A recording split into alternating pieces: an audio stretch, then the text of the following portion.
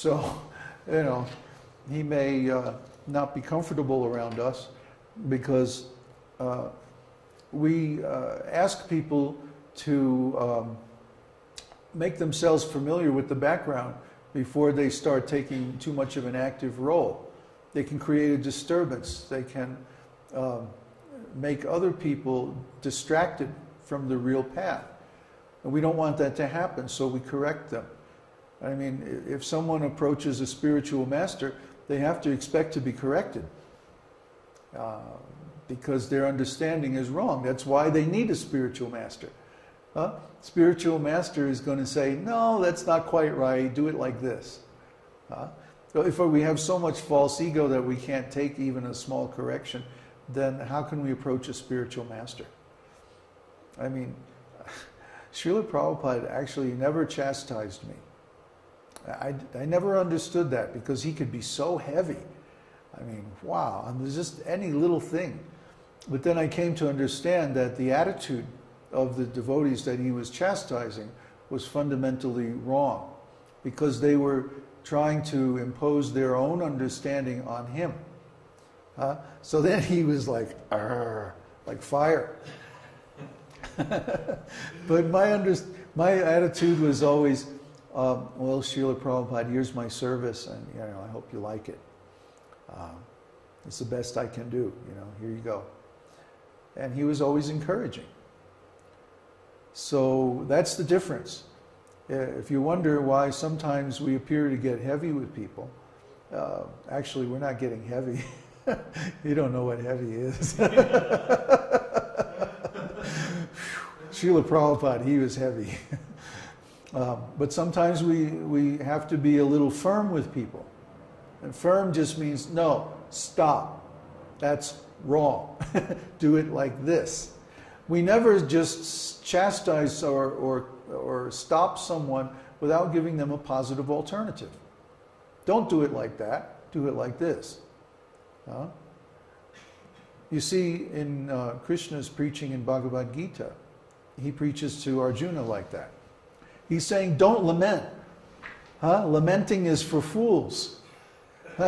Those who don't understand, they lament. What don't they understand? The nature of the soul. And then he proceeds to describe the nature of the soul in great detail in the 2nd chapter of Bhagavad Gita. So Krishna never corrects someone without giving them the positive alternative. And just like we corrected John, don't ask questions just out of curiosity. Give a context.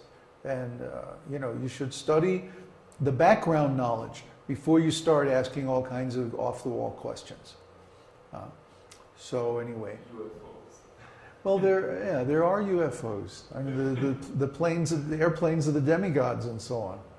But we don't need to get into that in the context of UFOs. They're airplanes of the demigods.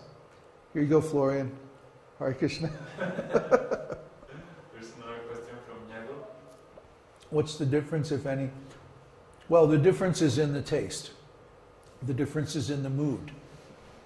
For example, if we worship Krishna in the mood of Vrindavan, which means intimate devotional service without any awe and reverence.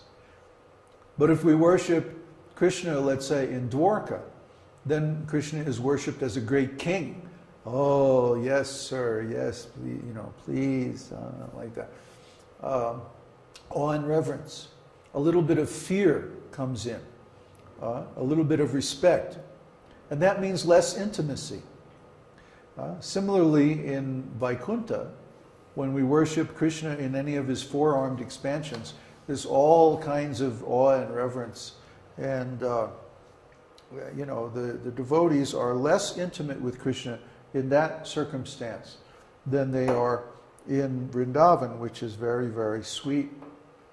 So Hare Krishna Mahamantra means that we want to worship Krishna in Vrindavan mood. We want to worship him in his sweet, intimate mood. Without, as it's stated in Damodara Ashtaka, without a trace of awe and reverence. So that's what really pleases Krishna.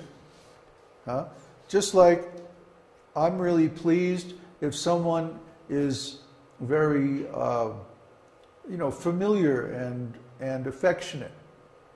Put yourself in Krishna's shoes. Would you want people, bowing from 2 miles away and crawling on their belly, to touch your lotus feet? Just like when Lord Brahma appeared in Vrindavan after he stole the cows and cowherd boys. And he was offering all kinds of wonderful prayers to Krishna. But Krishna was just like, hey man, relax, this is this is Vrindavan. Why are you being so, formal? He just stood silently and let Brahma offer all his prayers. And he was like, okay, can we get on with the Vrindavan pastimes now, please? Go back to wherever you came from and let me play with my friends. Krishna's mood in Vrindavan is very sweet and very informal. It's a cowherd village. It's not a big palace or, oops, you just moved the camera. Sorry. It's not a Vaikuntha planet or anything like that. It's not formal worship, it's informal, intimate worship. So just like when a man goes to the office, then he may have some position. Prabhupada uses the example of a high court judge. When a high court judge is sitting on the bench, everyone is very respectful. But when he goes home and he starts playing with his kids, then he may, crawl around on the floor and laugh and wrestle with them. And, he acts in a very informal way because these are his intimate family members. So in Vrindavan, everyone is an intimate associate of the Lord, and they have a very, very informal relationship with him. Krishna's expansions, however, are worshipped with formality, with lots of rules, with lots of awe and reverence. So we prefer the intimate relationship in Vrindavan and especially in Mayapur with Lord Chaitanya. What's this? One more question, then we chant Damodarashtika. Yeah, exactly, Neville. Okay. You're happy with that? Then I'm happy too. Only one question from Krishna Prabhupada. Huh? Only this question from Krishna Prabhupada. Multiple personalities? Multiple personalities is a disorder.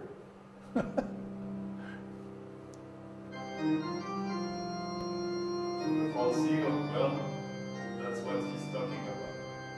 Huh? Is that disorder related to the false ego? Oh yeah, it's like too much false ego.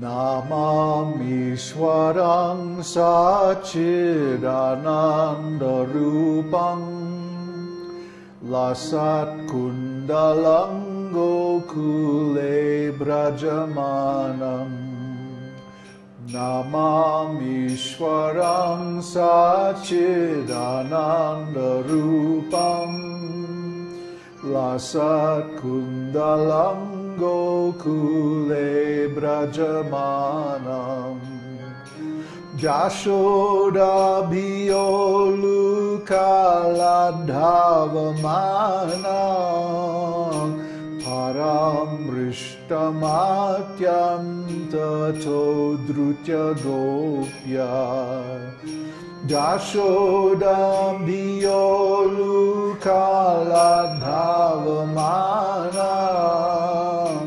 Paramrishtamathyam Tato Drutya Gopya.